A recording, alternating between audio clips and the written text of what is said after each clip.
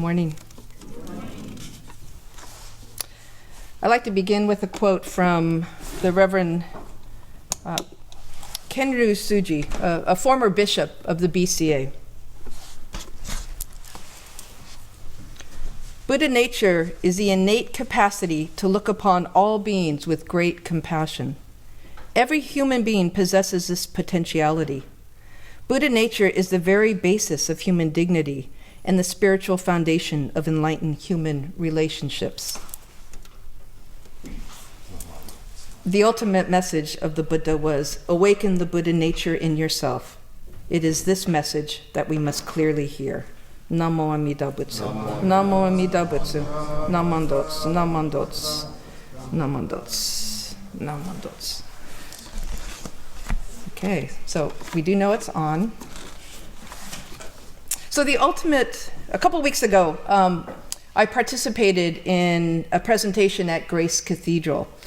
And it was called The Moral Voice. Faith Speaks Out on Gun Violence. I was a co-planner of this event along with the Reverend Ellen Clark King from Grace Cathedral, Michael Pappas, who's the executive director of San Francisco Interfaith Council, and Rita Summel, who's one of the founders 30 years ago of the Interfaith Council.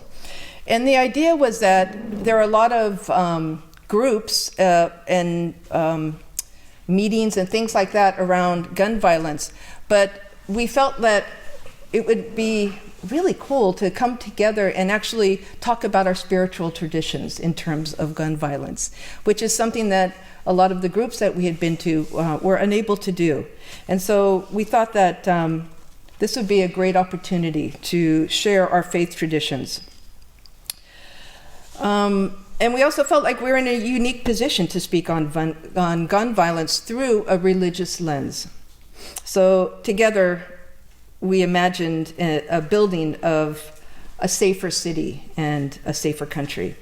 So there were 4 of us. We had a Catholic layperson, we had a Jewish rabbi, myself, and then someone who works in the prisons who is a lay Christian leader. So I began my presentation with the following. It was from the Samayutta Nikaya Sutras. And I had said that I'd like to begin with an ancient teaching of the Buddha. When this exists, that comes to be. When the arising of this, that arises. When this does not exist, that does not come to be. With the cessation of this, that ceases. So this foundational cornerstone of Buddhism is a teaching of dependent origination. It's basically reminding us that whatever arises from conditions. When the conditions are there, the result comes about. So all things that come into being are dependent on causes and conditions. Dependent origination invites us to look deeply at causes and conditions and to try to nurture the causes in our life that will produce non-harmful, life-affirming effects, right? Like loving kindness, compassion, wisdom. With respect to gun violence, I think our teachings beg us to look at the whole picture holistically and not just the end result, the effect. A wonderful contemporary Buddhist teacher, Mingyar Rinpoche, has said, if we could see the whole truth of any situation, our only response would be one of compassion. I had an encounter with a friend who had pulled me aside, or spoke with me actually just before this event, and she had said she was unable to attend the Monday night seminar we were having, but she said, I hope you talk about the underlying causes of gun violence. And then she shared a story about her adult son, how her adult son struggles with mental illness, and that if it wasn't for his supportive family and friends and prescriptions that he takes, he could be on the news. He could be someone affected by their mental illness. And so it made me look at the whole picture, that it's not just one side, that there's a lot of different prongs to this. We know the proliferation and easy accessibility of weapons in our society, and we also know the effect all too well. We see the victims, and we see the victim's family, and we hear about the victims' families. But are we willing to look at the underlying causes?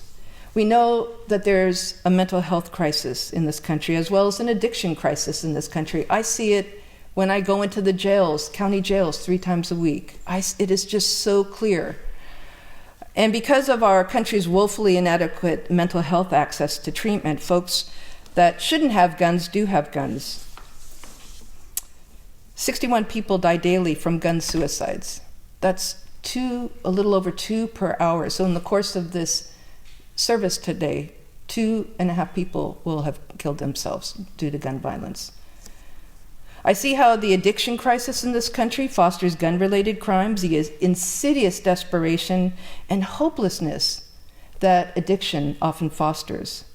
And I see also and hear this directly in my work in the jails.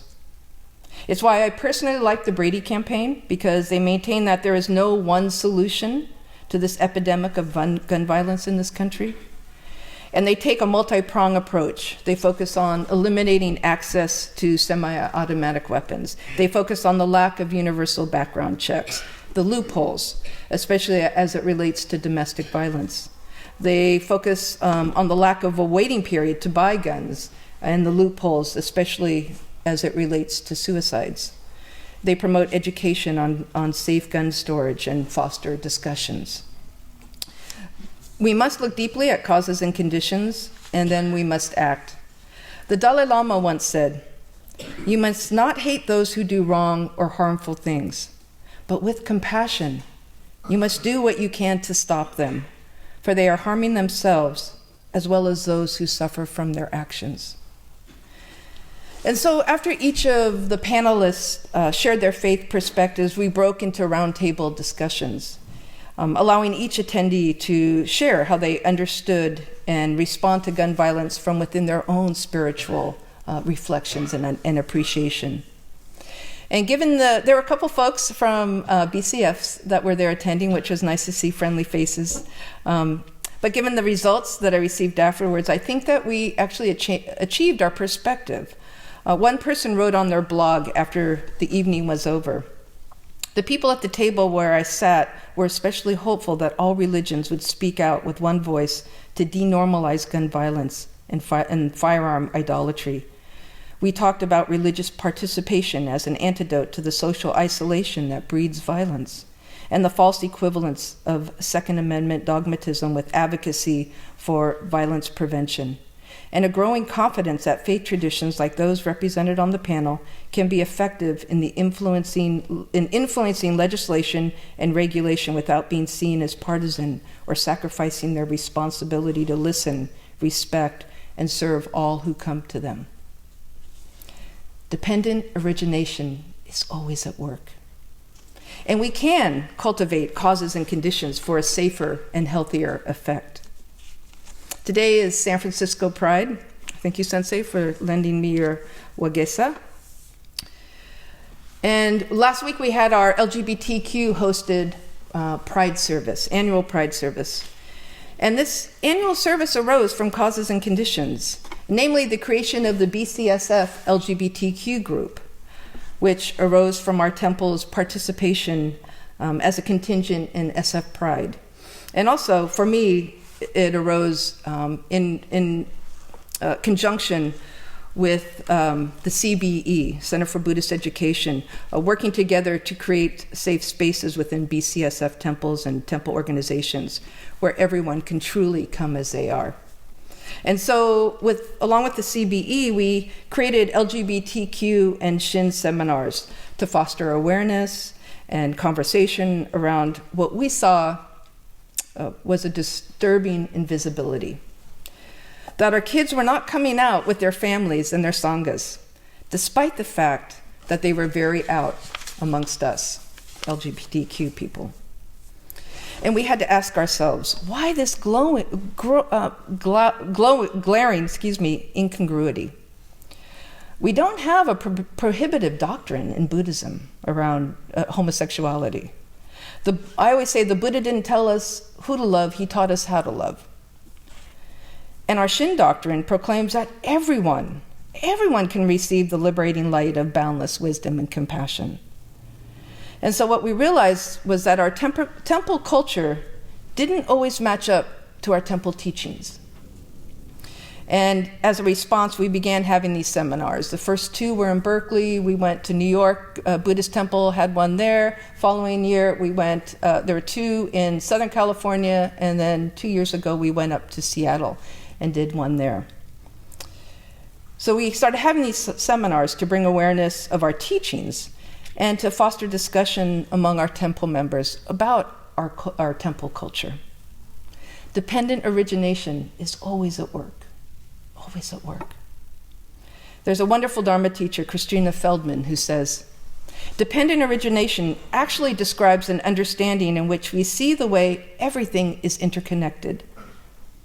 Everything affects everything else. We are part of this process of dependent origination, causal relationships affected by everything that happens around us and in turn affecting the kind of world that we all live in inwardly and outwardly. It's about what happens in our heart, what happens in our consciousness, and how the kind of world we experience and live in is actually created in every moment. If we understand the way our world is created, we also then must become a conscious participant in that creation. We just chanted Shoshinge, which just by its form is a teaching about dependent origination. In Shoshinge, Shinran not only praises Amida Buddha, but also Shakyamuni Buddha and the 7 masters, the 7 teachers who showed Shinran the way of liberation through entrusting in all-embracing wisdom and compassion. In writing Shoshinge, Shinran acknowledges the profound interdependence that these teachers had on shaping his understanding of the Pure Land teachings. And being here this morning to chant Shoshinge together is an opportunity to make connections in my own life with Shinran, with the 7 masters, with Shakyamuni Buddha, and with Amida, with immeasurable light in life, the timeless, unending wisdom and compassion operating throughout the universe. Dependent origination is always at work.